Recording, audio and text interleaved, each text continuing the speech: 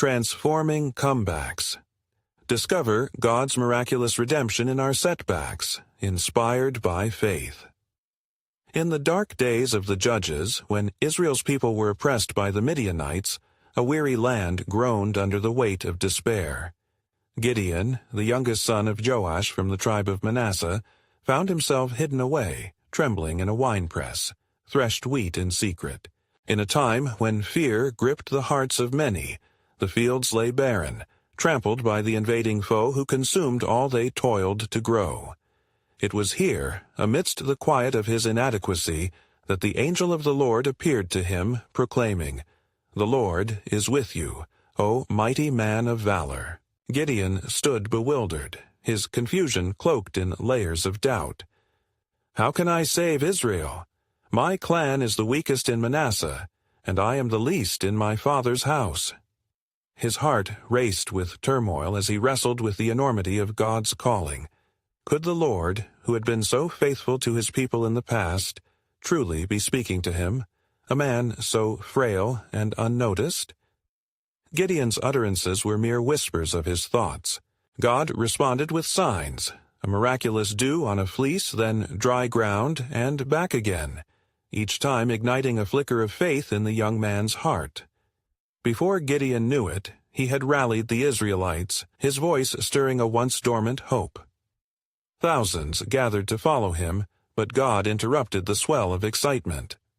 "The people with you are too many for me to give the Midianites into their hand," he spoke with authority, "lest Israel boast over me."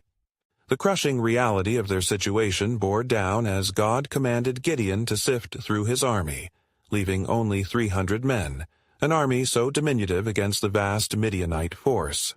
Battling the surge of fear, Gideon prepared his men. Clad in the silence of night, armed not with swords but with trumpets, jars, and torches, they crept toward the enemy camp, hearts pounding as anticipation tinged the air with an unearthly suspense. It was a seemingly impossible plan, yet it was clear in the depths of his spirit that this battle was not meant to be won by human hand, but through unwavering obedience to the one who had called him. Before we continue with this incredible biblical account, I want to make sure you don't miss any of these powerful scripture stories. Click the bell icon and select All Notifications. These biblical narratives have transformed countless lives throughout history. If God's Word through this story is blessing you, please like and share with someone who needs to hear about God's faithfulness today. Tell me in the comments, which biblical story has most impacted your faith journey? I'm always amazed how God's Word speaks to hearts across generations. Now let's continue with what the Lord did next. In the stillness that enveloped them before dawn, Gideon interrupted that holy silence with a signal. The night shattered as trumpets blared, jars were smashed, and torches cast forth light that burst into the darkness.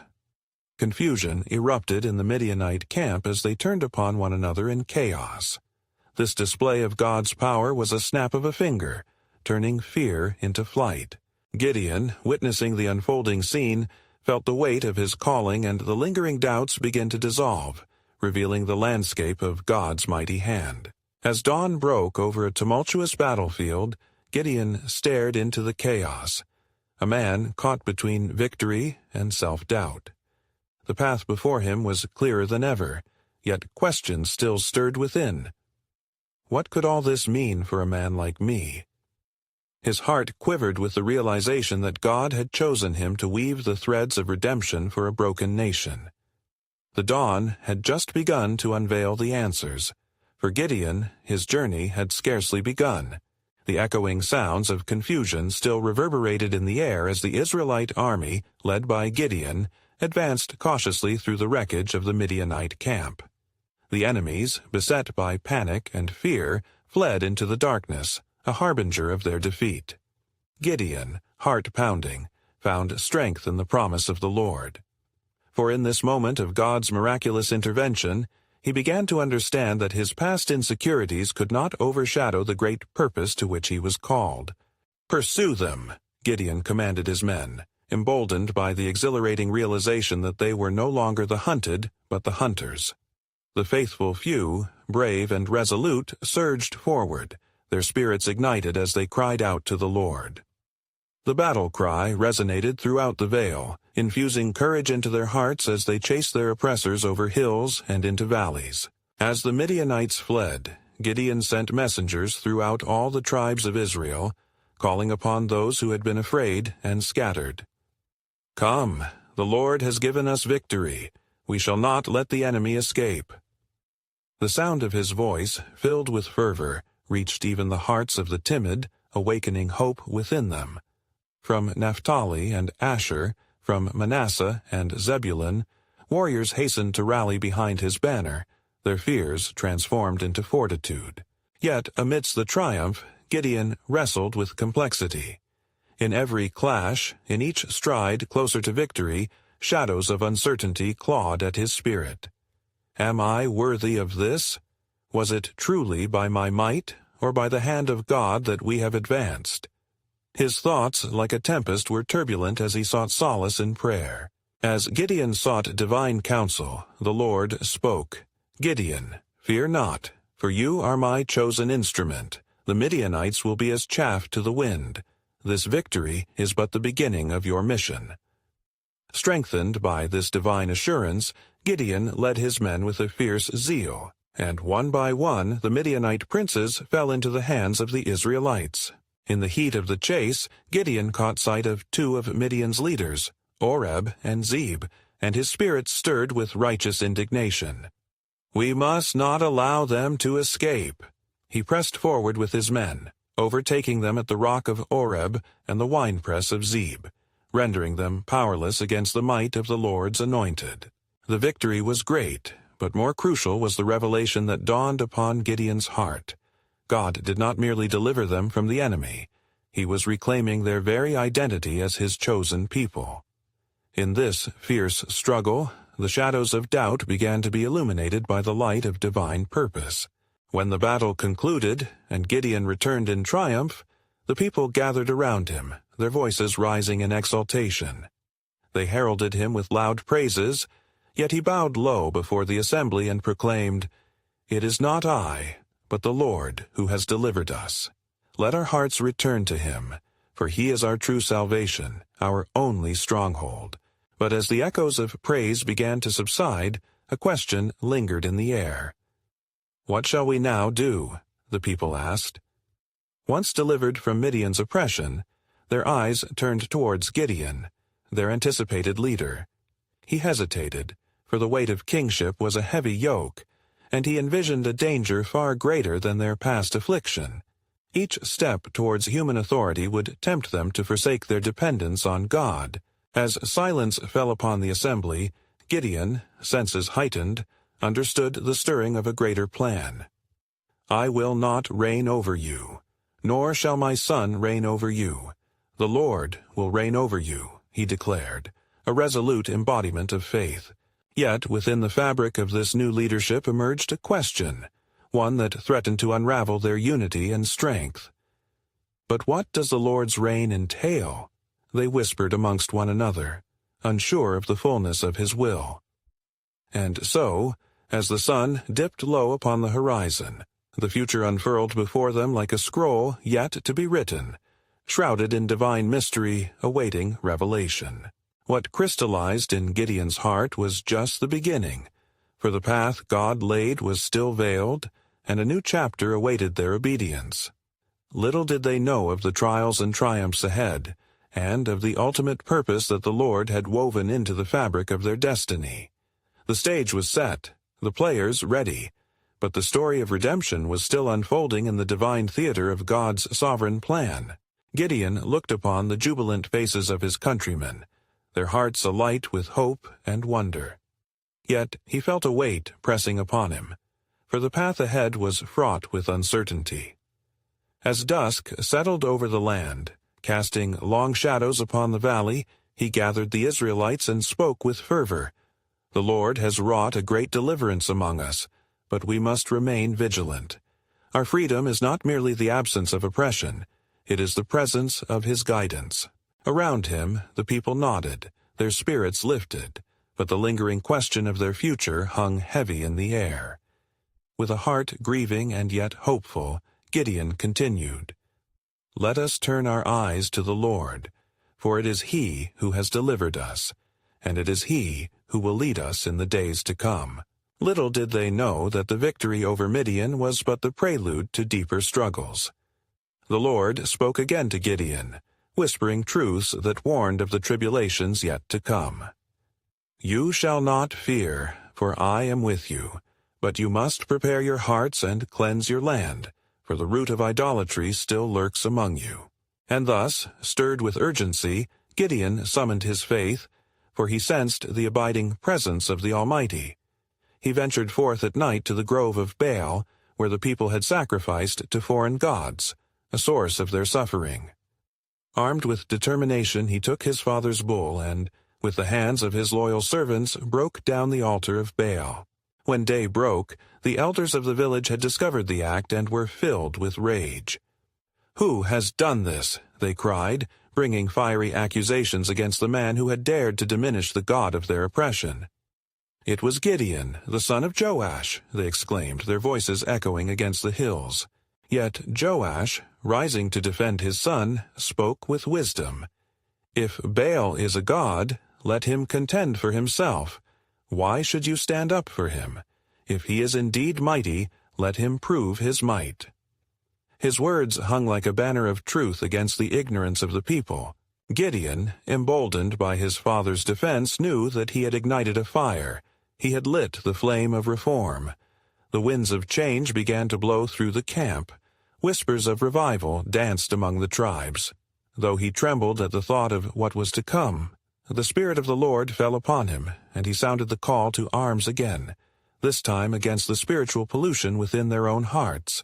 As the days passed, the call went out beyond the land, a summons for the warriors of Israel to gather at the spring of Herod, cradled within the valleys, to unite as one people under the banner of the Lord. Thousands responded, eager to fight. Yet God spoke once more to Gideon.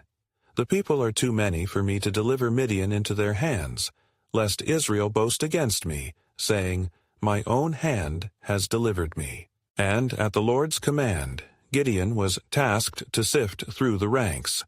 "Whoever is afraid or trembling may return home." Trembling hearts began to depart, and soon the numbers dwindled to a mere 300 men. In this moment of sacred tension, Gideon's heart echoed in profound silence, wondering how God's intentions would manifest through such a small remnant. Yet the Lord reassured him, declaring, "With the 300 men who lapped water, I will save you." Gideon's spirit ignited with a fiery resolve, for in this diminutive assembly lay the embers of divine power, ready to be kindled. So Gideon prepared his men, arming them with trumpets and jars, for the battle ahead was not just of physical might, but of faith.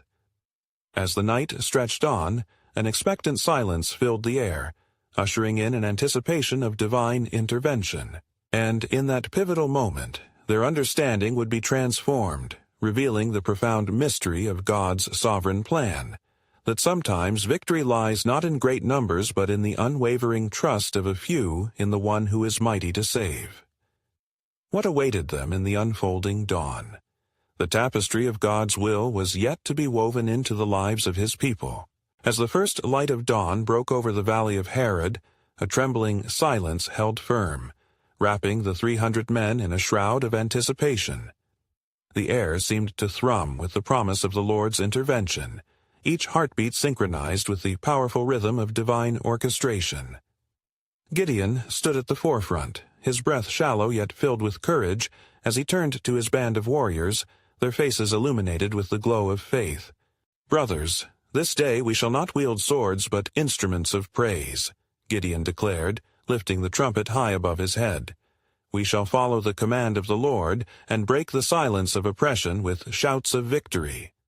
He then instructed them, "Divide into 3 companies. Each man shall take a trumpet in one hand and a jar in the other. When we reach the camp of Midian, we shall blow the trumpets and shout, 'For the Lord and for Gideon.'" The men's spirits surged with fervor, their hearts beating as one, embracing the unconventional strategy ordained by God. They understood, though they were few, They bore within them the might of the Almighty. Their very faith could unseat the powers of darkness. As darkness faded into the hues of dawn, Gideon's heart felt a deep sense of calling. He pulled aside a friend, Pashur, and whispered, "What if the Lord is leading us to reveal His glory? What if today is the day our faith is transformed into testimony?" Pashur's eyes sparkled with determination. "Let us then trust in the unseen. We shall look not to our own strength, but to the mercies of God which never fail." Together they readied themselves, the reality of their mission ringing resolutely in their minds.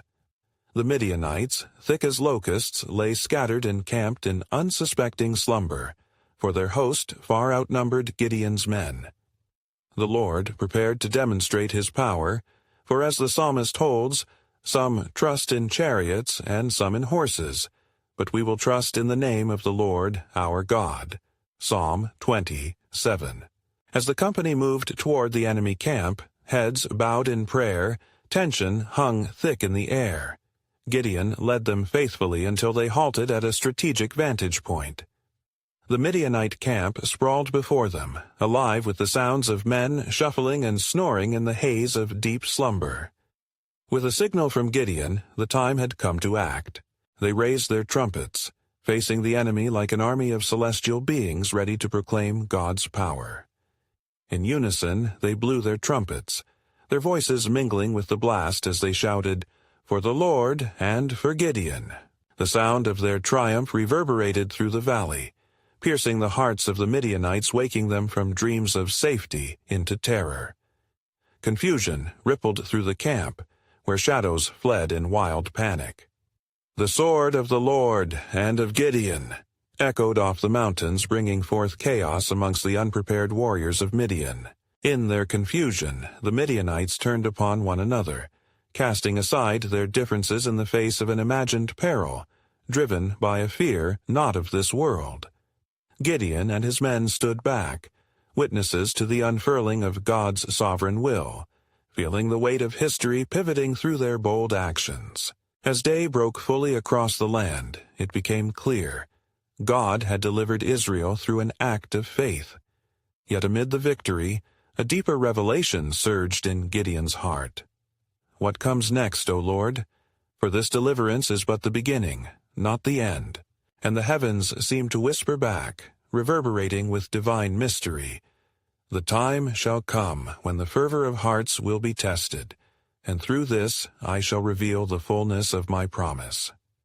Gideon sensed the wind shift, the preparations of the Lord for the next chapter unwinding before them, shrouded still in the sacred unknown. As the reverberations of their victory echoed through the valley and the last remnants of the Midianite chaos subsided, Gideon and his men stood in awed silence, the weight of their triumph pressing gently upon their hearts. The sun, now fully risen, cast a golden light upon the battlefield, illuminating the remains of what had been a formidable enemy force.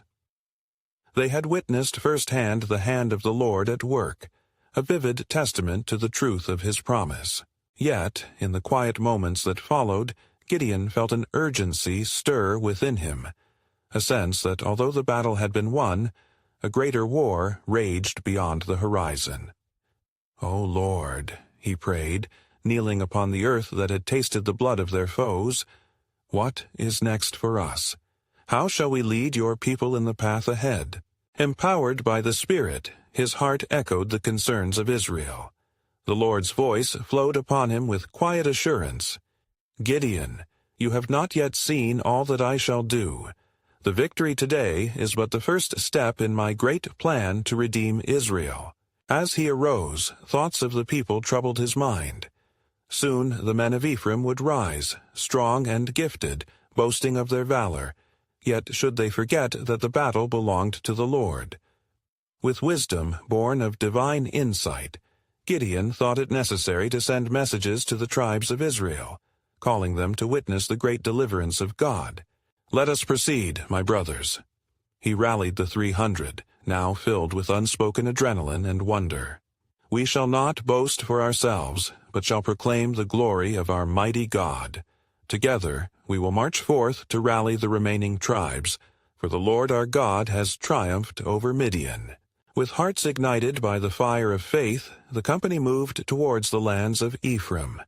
There they met the men of the tribe, and Gideon declared, "Come, for the Midianites are no more, and the Lord has wrought a glorious victory among us.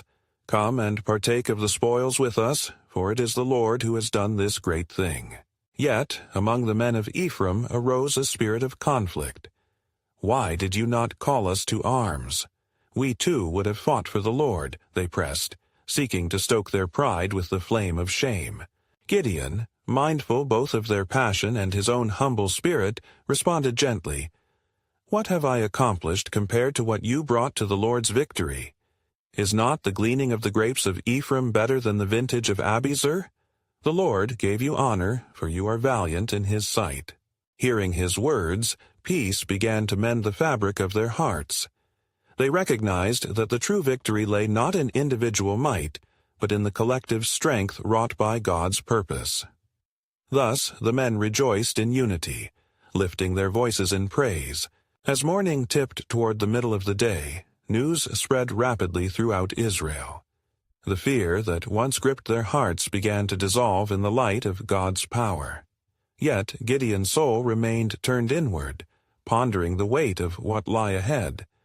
The Midianites may have been vanquished, but what of the remnants of their influence? In that moment of contemplation, the deep stirrings of divine mystery penetrated his spirit, as the Lord spoke once more, "Gideon, prepare your heart, for the true test is yet to come, and my covenant with your people shall unfold in ways that even you cannot foresee.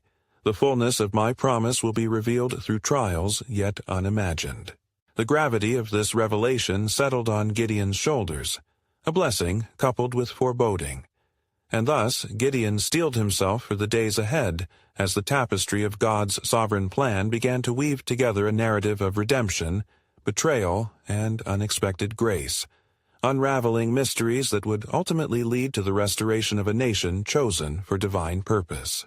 And it came to pass after the victory that Gideon summoned the leaders of the tribes of Israel to gather together in the plains of Jezreel. He spoke to them with urgency. "Brothers and fathers, let us not be lulled into complacency. The Lord has shown us his might against Midian, but we must remain vigilant. Their defeat is merely the beginning of our restoration. We must now turn our hearts back to the Lord and renew our covenant with him." As he spoke, the voices of the leaders were as one, resonating with fear and uncertainty of what was yet to come. "What shall we do, Gideon?" they inquired. "How can we ensure that this victory is not short-lived? The Midianites may be scattered, but their shadows linger among us." And Gideon, filled with the Spirit of the Lord, declared, "We shall seek the face of the Lord in fasting and prayer. We must ask him how we might drive out the remnants that remain and cleanse this land of all foreign idols. It is he who has delivered us, and it is he who will guide our steps forward." Thus, throughout the land, they made proclamations and summoned the people to come together in solemn assembly. As they gathered, the hearts of the Israelites beat with a mixture of hope and trepidation. They offered sacrifices, acknowledging their transgressions and calling upon the Lord's mercy. On the third day, as they fasted, the Lord spoke through Gideon yet again. "You must confront the altar of Baal that your father has erected. It shall be destroyed, and in its place you will build an altar to the Lord your God." Gideon's heart trembled, for he knew that confronting the idolatry within his own house would set into motion a storm of resistance. That night, with the moon casting shadows across the land, Gideon set forth upon the path the Lord had outlined. He took 10 men from among his servants and, with caution, approached his father's altar. The weight of obedience pressed heavily upon his spirit, for he understood the cost of faithfulness. It could usher in the wrath of those he loved. They worked under the cover of darkness. Gideon and his men tore down the altar of Baal and the Asherah pole beside it, leaving no trace of their treason against the beloved idols. When the dawn broke, the people of the city awoke to find their gods in ruins. A great outcry erupted, echoing through the streets. "Who has done this?" Amidst the commotion, they soon discovered it was Gideon, the son of Joash. The men of the city came demanding justice. "Gideon must die, for he has cast down the altar of Baal." Yet Joash, shaken but emboldened, rose to defend his son. "Will you contend for Baal? If he is a god, let him defend himself. Surely, if he is real, he will contend for his own honor." At this, the crowd fell silent, for Joash's words held the wisdom of one who had witnessed the might of the Lord. In this moment of grace, many hearts began to turn, recognizing the futility of idols that could not save. Gideon, emboldened by the Spirit of the Lord, stood before the people and proclaimed, "The true God is the God who has delivered us, who has fought for us. Let us not bow to silence, but proclaim his wonders." And thus the remnant whispered the name of their deliverer, as they began to seek the Lord with renewed fervor, their hearts stirring with the promise of restoration. Yet amidst this gathering of faith arose a divine tension in the air, for even as Gideon rejoiced, the Lord spoke again. "This is but the beginning, Gideon. Prepare your heart still, for a challenge more profound is yet ahead. The enemy shall not relent easily, and a greater test of faith shall be required." And as the weight of God's words settled within Gideon, he understood that the path ahead might be fraught with trials that would reveal the depths of faith and the heights of divine providence. What had begun with defeat now promised a miraculous return to strength. For the tapestry of the Lord was being woven with threads of faith, indeed, unveiling a plan that would bring forth a deliverance greater than Israel could foresee. And it came to pass, in the days after the great turning and the falling of the idols, that the hearts of the Israelites, once burdened by oppression, began to unite fervently in devotion to the Lord their God. In the quiet of the evening, the people gathered near the ruins of Baal's altar, where they had witnessed a miraculous testimony of divine power. Gideon, filled with the Spirit of the Lord, called out to the assembly, "Brothers, look upon these broken altars, for the Lord has claimed this ground for himself. Let us not linger in the echoes of our past, but let our hearts and hands rise up to build anew an altar for the Almighty, for it is he who has delivered us from our despair and called us to glory." His voice surged with conviction, instilling hope among the weary. As the assembly witnessed Gideon's passion, their spirits stirred like the winds of summer. They sought to honor the one true God, and thus they gathered stones from the nearby brook, each stone a testament to their promise of loyalty. As they built the altar to the Lord, praise began to swell within them, a sweet sound like the melody of harvest. But lo, as dawn approached, news of Gideon's deed reached the ears of the Midianites. The remnants of opposition also stirred, their anger flaring like a smoldering fire rekindled. They arose, preparing to strike, demanding, "Who is this Gideon who defies our gods and our dominion? We shall march swiftly upon him and reclaim what is ours." Yet, even as the dark clouds of conflict gathered, the Lord spoke once more to Gideon in the stillness of the night. The voice was as thunder, yet tender as a whisper. "Fear not, Gideon, for I am with you. Go in this might of yours. You shall save Israel from the hand of the Midianites. Have I not sent you?" With trembling resolve, Gideon replied, "O Lord, how can I save Israel? Behold, my clan is the weakest in Manasseh, and I am the least in my father's house." He lowered his gaze, struggling against the weight of doubt and insecurity.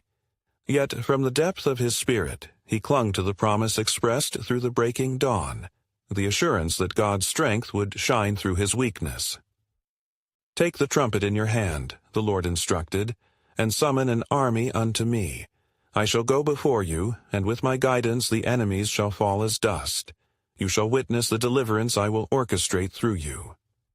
Awakened by divine purpose, Gideon summoned the men of Israel, his heart pounding with both trepidation and anticipation.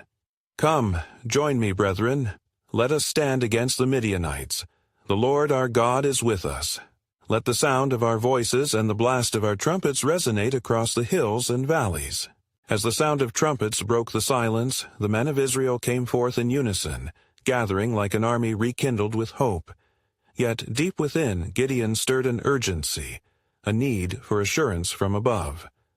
Night cloaked the land anew, and he knelt in prayer, seeking the sign of God's sovereignty. Lord, if you will save Israel by my hand, as you have spoken, give me a sign. So began the trials of fleece and dew, a divine challenge to confirm his calling. Each sign would serve as a reminder that God's hand is firm upon those who yield to his will, even amid uncertainties. And so, the stage was set for a mighty confrontation between light and darkness, hope amidst despair, a divinely orchestrated clash where Gideon would discover not only his own strength, but the immeasurable power of the Lord's deliverance. Yet, as the people rallied, a question lingered in the air, echoing in the hearts of the faithful. How would God's greater plan unfold in their deliverance?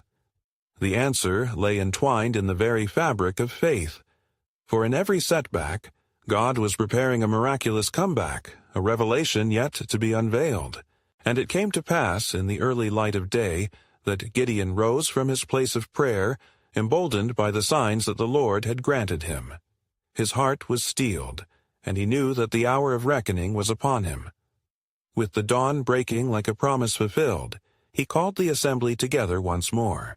"Gather unto me, O men of Israel, for the Lord has decided this day to deliver us.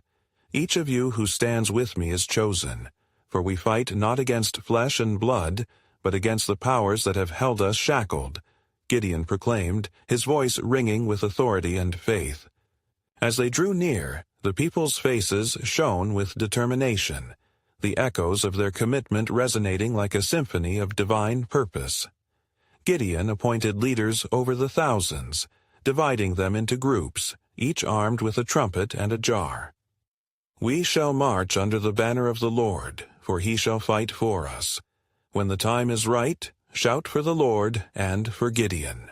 With their hearts unified and spirits ignited, they set forth, a multitude armed with the peculiar weapons of faith rather than the swords of men. They descended into the valley, shadows creeping like fears along the ground. Meanwhile, the Midianites had gathered their forces, a vast encampment that stretched like the locusts of the earth.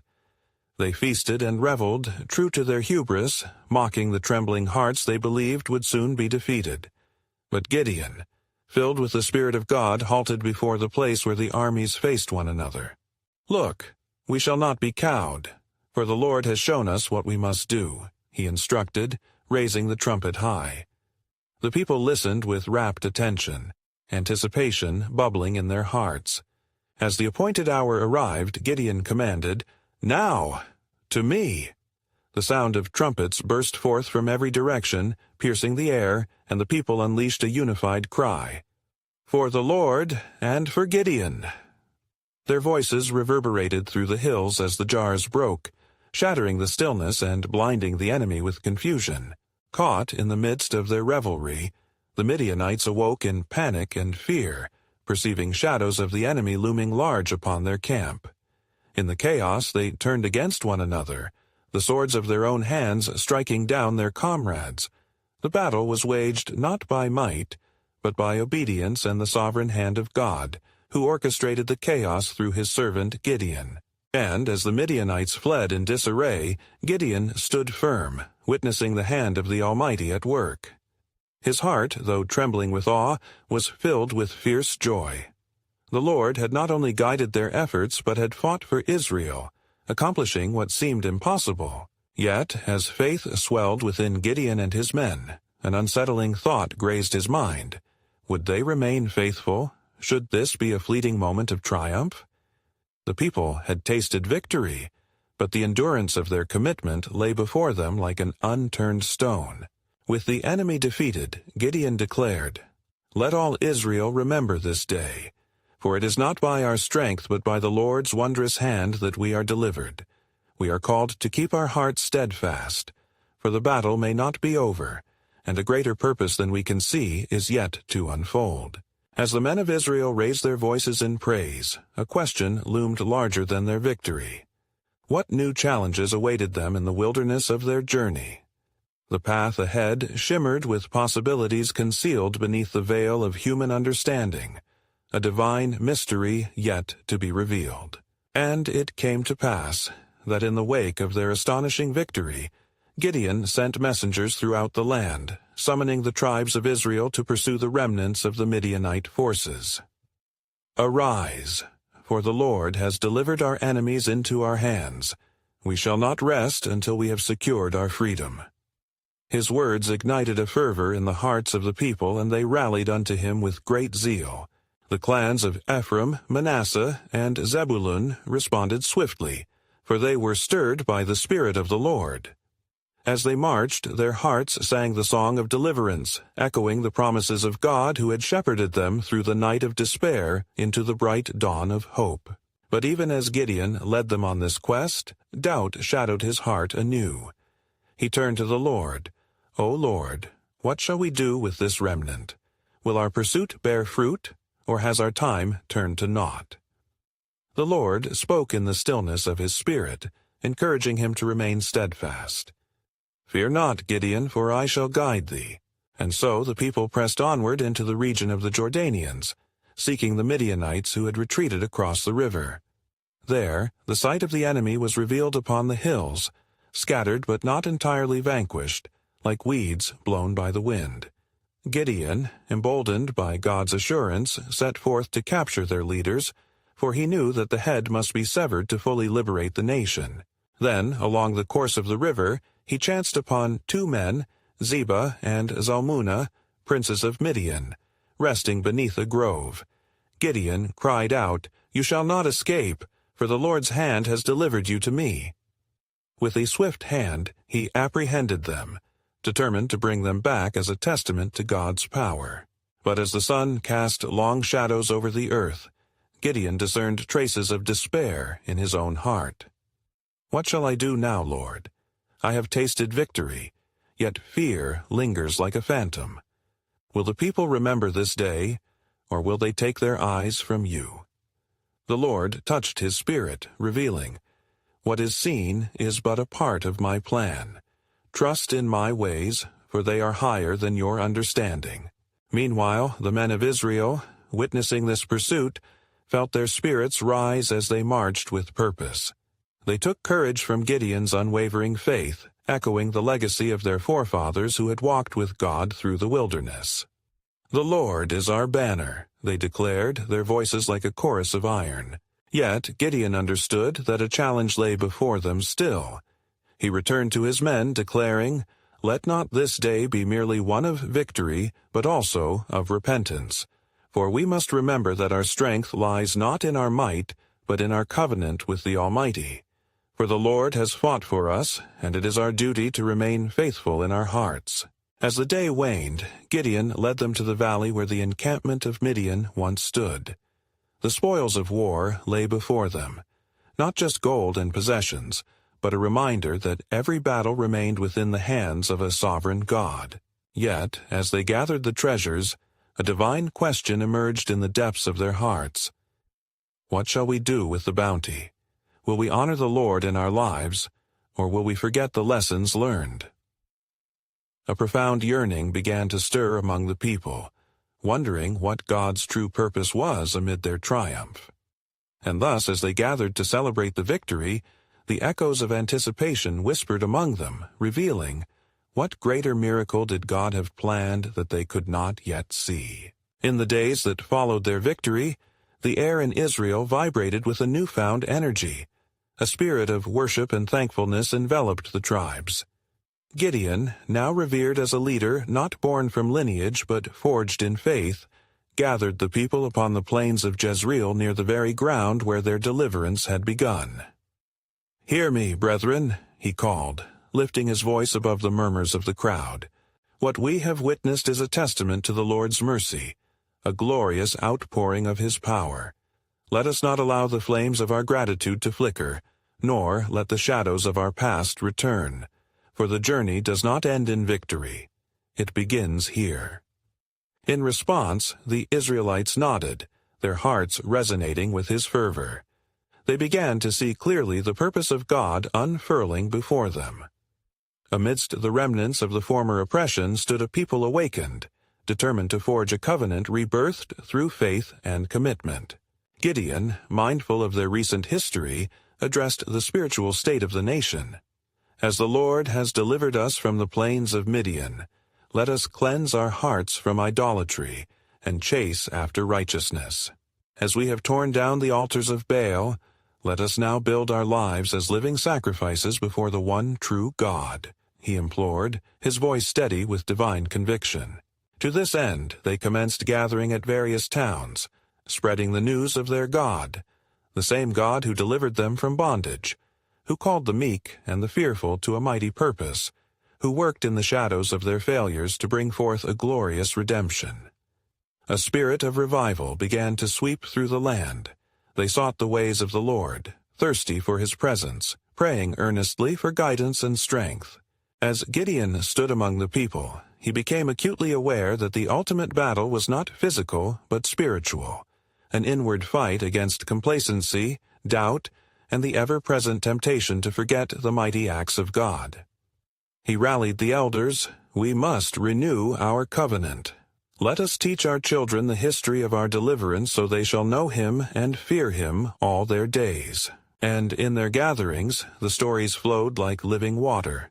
The recounting of how God answered Gideon's whispered prayers, the tests of faith with the fleece, the glorious victory over the multitude of their oppressors. They saw not only Gideon's valiance, but also the hand of the Almighty orchestrating every detail.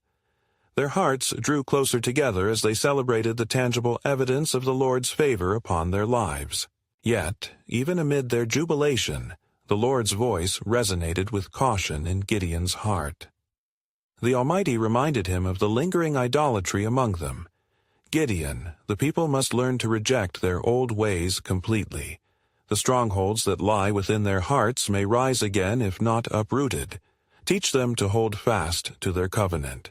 And so, with a burdened heart, Gideon invited the people to an assembly in every city, where they reaffirmed their commitment to live solely for Yahweh. Old grudges and bitterness were cast aside, and unity flourished as they resolved to cleanse their land, to ensure that none of the ways of the Midianites could take root again. As they pledged their hearts to the Lord, the weight of God's future purpose became clearer to Gideon. A transformation swept over Israel. Where fear was replaced with faith, division yielded to unity, and the past was understood as a stepping stone to their abundant future in Him. They became a nation set apart, chosen to reflect His glory to the world. In time, Gideon's leadership evolved into a legacy of faith that would teach future generations the value of dependency upon God.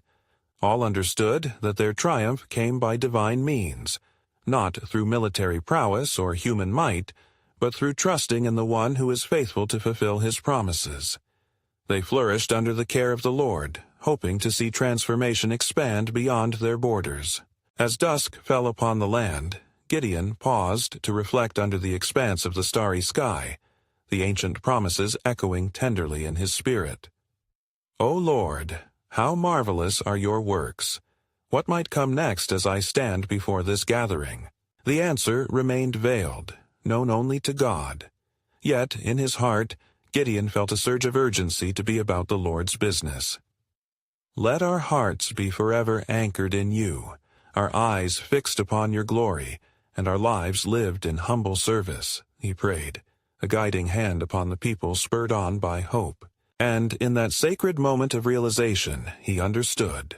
Redemption indeed transformed not just Gideon's spirit, but laid the foundation for generations to come, illuminating a path through darkness into the marvelous light of God's grace. With great joy, he rallied the people for their final call of action. "Brothers and sisters, cling to your divine purpose. Let us worship the Lord with all that we are. We shall not fail to tell of His goodness, nor allow a single moment of His grace to fall into forgetfulness, for He has redeemed us by His mighty hand." As the stars twinkled like diamonds above, the people rejoiced, their voices rising in unison, a fresh pledge of faith echoing throughout the land as they prepared to keep their hearts and minds attuned to the Lord forevermore. Now, dear friends, as we step back from this extraordinary narrative, we invite you to be part of our growing family of faith. Subscribe immediately to the channel to not miss the next powerful biblical stories that inspire and transform lives. Give a like to this message now. Every interaction helps spread God's Word through the algorithm, allowing His truth to reach more souls. Tell us in the comments how this incredible biblical account has impacted your faith journey. Remember, this is the moment to share this powerful testimony with at least 5 friends who need to hear the truth of God's heart. Don't wait even one more second. Be the spark that ignites hope and faith in others.